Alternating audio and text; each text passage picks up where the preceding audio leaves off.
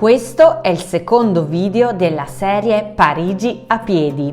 Se ti trovi nella capitale francese e hai poco tempo a disposizione, ecco un itinerario a piedi alla scoperta delle mete imperdibili della città. In descrizione trovi il link all'itinerario del giorno 1. Se quindi hai un secondo giorno a disposizione e buone gambe, questo video fa per te. Salgo dalla metropolitana Chalais-les Halles, passo di fronte alla Fontana degli Innocenti e mi dirigo verso il centro Pompidou. L'edificio prende il nome dal presidente Georges Pompidou, che alla fine degli anni 70 volle dare ai francesi un centro culturale dove incontrarsi. Al suo interno vi è una collezione di arte moderna e contemporanea, si trova una biblioteca pubblica, delle sale cinematografiche e teatrali e degli spazi per la musica, per attività pedagogiche, un ristorante e un bar. Fu l'italiano Renzo Piano e l'inglese Richard Rogers a creare il progetto di questo straordinario centro Pompidou.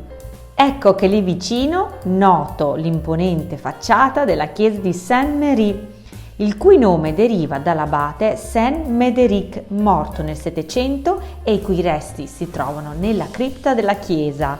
La chiesa di Saint-Méry è in stile gotico e viene anche chiamata la Notre-Dame la Petite, in quanto la sua pianta evoca quella della cattedrale di Notre-Dame. Proseguo la mia camminata nel quartiere Les Marais, che alle prime ore del mattino è ancora molto tranquillo. Infatti il fascino di Les Marais proviene dai suoi suggestivi vicoli ricchi di botteghe artigiane, boutique sartoriali, antichi caffè, musei e gallerie d'arte. Il Marais è caratterizzato dalla presenza di una numerosa e attivissima comunità ebraica. La parola Marais in francese vuol dire palude. Una volta infatti qui vi era una zona paludosa che ospitava solo alcuni monasteri. Nel quartiere del Marais si trova la chiesa di Saint-Paul-Saint-Louis, che è un edificio religioso realizzato nel XVII secolo su progetto dell'architetto Étienne Martelange, il quale per la sua costruzione si ispirò alla chiesa del Gesù di Roma. Incontro una signora fedele alla chiesa che mi ha accompagnato a vedere l'opera di Delacroix, Cristo nel Giardino degli Ulivi.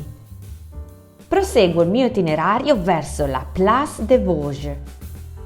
Il modello su cui è stata costruita la Place des Vosges è quello della Piazza Chiusa, è infatti interamente circondata da palazzi che la rendono uno spazio raccolto e intimo. Al centro vi è un giardino e un'incantevole fontana. Le costruzioni che circondano la piazza sono antiche dimore del XVII e XVIII secolo.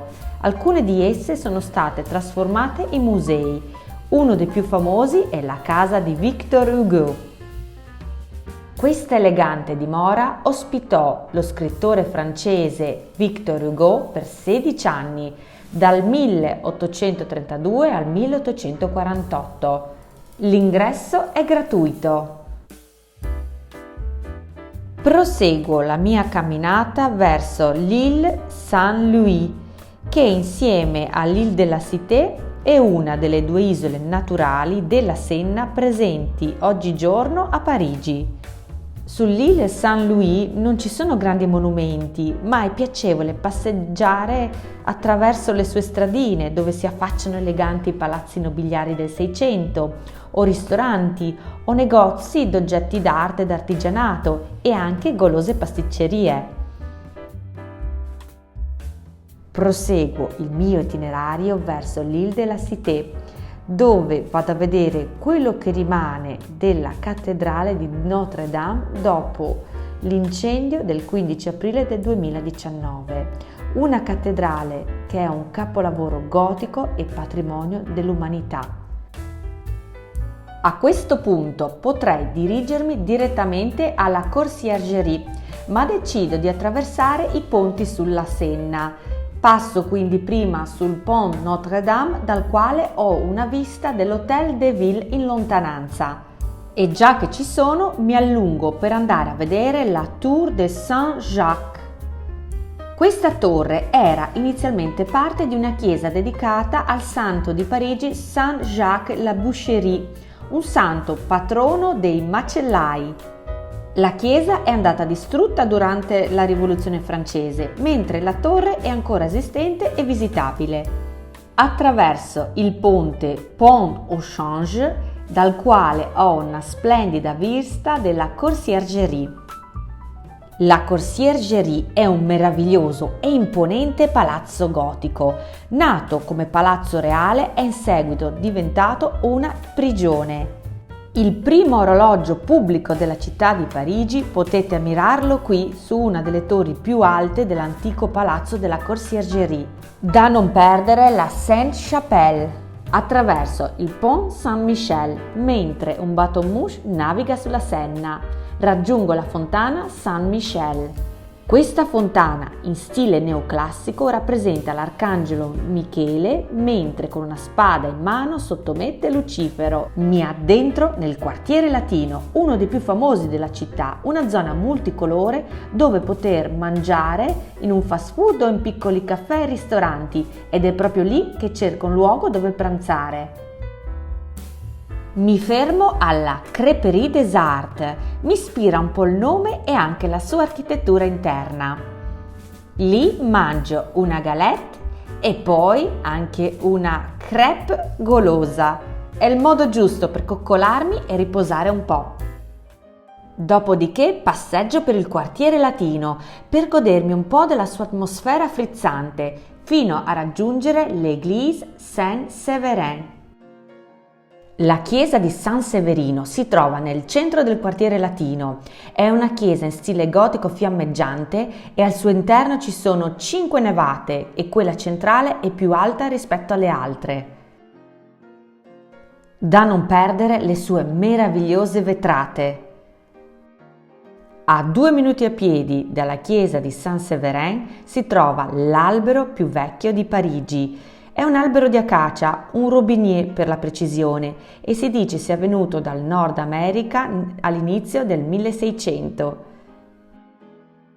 Lì vicino si trova la libreria più bella di Parigi e anche la più famosa, la Shakespeare & Company. Con una passeggiata di 15 minuti salgo sulla collina dove si trova la chiesa di Saint-Étienne-du-Mont, una delle più belle di Parigi.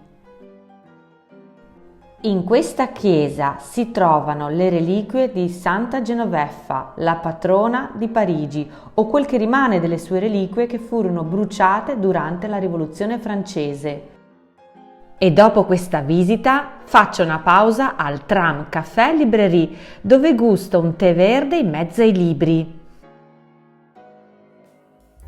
Prima edificio religioso e poi dal 1791 questo monumento diventa il Pantheon nazionale, dove sono sepolti grandi personaggi della patria, Voltaire, Rousseau, Zola, Marie Curie. Il Pantheon è circondato da maestosi edifici, alcuni dei quali sono biblioteche, altre fanno parte dell'Università della Sorbonne. Ed ecco che a questo punto della giornata, a metà pomeriggio, ho voglia di fare una passeggiata nel verde e mi dirigo verso il Jardin du Luxembourg. Il Giardino del Lussemburgo è un meraviglioso luogo pubblico, uno dei giardini più grandi di Parigi, inaugurato nel 1612 da Maria de' Medici. Il giardino è ricco di statue, fontane e monumenti. Fa già sera quando mi dirigo al quartiere di Saint-Germain-des-Prés, dove visito l'omonima chiesa. Nel VI secolo qui vi era una grande abbazia dedicata a San Vincenzo. Dopo essere stata più volte saccheggiata e bruciata, l'abbazia venne ricostruita definitivamente nel 1163 e fu dedicata al santo San Germano di Parigi. Durante la Rivoluzione francese l'abbazia fu quasi completamente distrutta e oggi possiamo visitare la chiesa, che è un po' un mix di stili architettonici. Lì vicino c'è il celebre caffè Le Deux Margots, ma io non mi soffermo, voglio andare verso la Senna e vederla illuminata la notte. Decido di prendere il bus 72 che percorre una parte del tragitto sulla Senna e mi permette di raggiungere la Tour Eiffel illuminata. Termino in questa bellezza il secondo itinerario a piedi di Parigi. Se ti è piaciuto il video, condividilo e mettimi un mi piaci. A presto!